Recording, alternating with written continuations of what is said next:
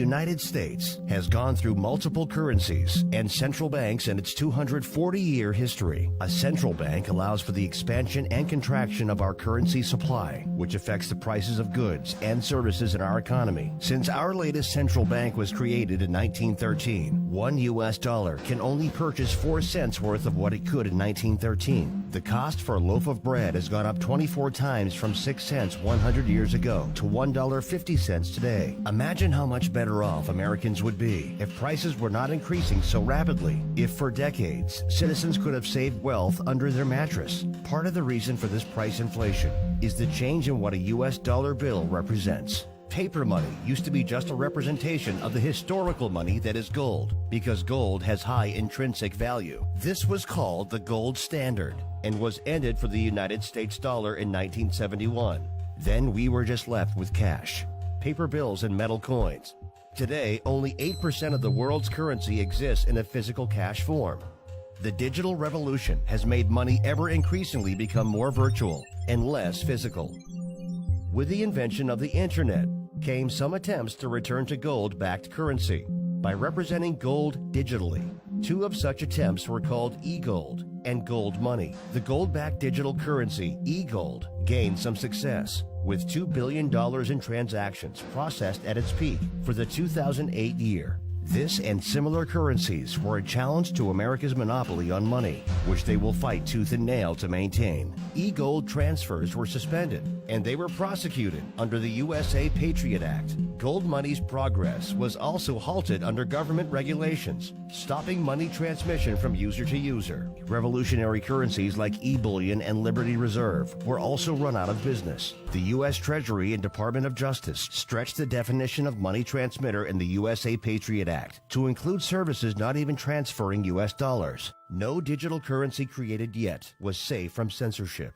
These digital currencies had the same fault, like the infamous file-sharing software Napster. A federal court ruled Monday Napster must stop allowing music fans to swap copyrighted material. They relied on a central point of control, server, or organization that could be hacked, legally shut down, or simply driven out of business by unmanageable compliance costs from government regulations. In the early 2000s, PayPal filled a market need for online transfer of dollars. The company is subject to money transmitter laws under all 50 states, in addition to the federal government. Regulations of PayPal create many drawbacks, including high fees and a lack of freedom from censorship. For instance, it cannot be used in Iraq, Afghanistan, Bangladesh, Pakistan, and countries on the U.S. economic sanction list. In addition to this, your personal transactions can be monitored legally by the government. In 2010, PayPal shut off the ability to donate to WikiLeaks after the organization released thousands of diplomatic cables. However, WikiLeaks was able to keep running through donations in a new digital currency called Bitcoin, which was first set up in 2009. Bitcoin is the first virtual currency to not have a central point of failure. Most importantly, it is resistant to government force. Its entire system is distributed and thus impossible to pinpoint and shut down. It is able to achieve this feat through cryptography, which is basically a fancy word for secure communication. The software, of course, takes place via the internet. It runs on a protocol like HTTP, HTTP being the protocol for the World Wide Web. As it was designed, a distributed network of voluntary users provides the service to maintain the Bitcoin software system. This currency allows you to send a payment to anyone in the world online without using any bank, company, country, government, or otherwise trusted third party. Sending Bitcoin basically works like an email, except that a Bitcoin's unit of value cannot be duplicated. Only a specified number of Bitcoin units will ever be in existence. By May 2010, Bitcoin was beginning to trade in the real world. It is likely the first transaction ever made with the fledgling currency, which began in 2009. This Papa John's pizza might look like an ordinary delivery, but it seems likely to go down in history as the most expensive food of all time.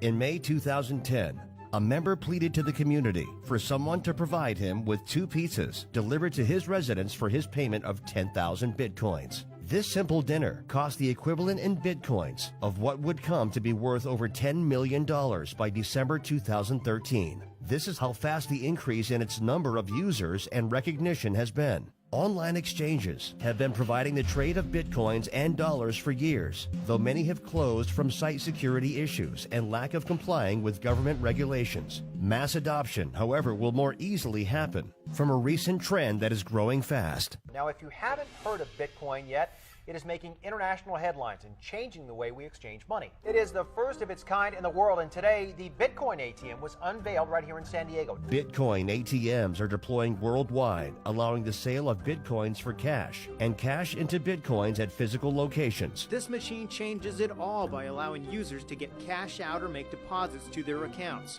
There are already such machines in Boston, Massachusetts, Austin, Texas, Mountain View, California, Vancouver, Canada, and Tijuana, Mexico. Bitcoin will succeed where past digital currencies have failed because it is not tied to any national currency. It has no central authority, and the supply cannot be manipulated. Bitcoin is like the internet in 1994. Few people used it, and even fewer knew how it worked. But it would go on to revolutionize nearly every industry in the world. Digital currencies are set to revolutionize money. Billion-dollar companies are among the 60,000 already accepting Bitcoin, and the list is growing rapidly. Money can now be sent worldwide to wherever there's an internet connection. We are truly in the era of the first global currency.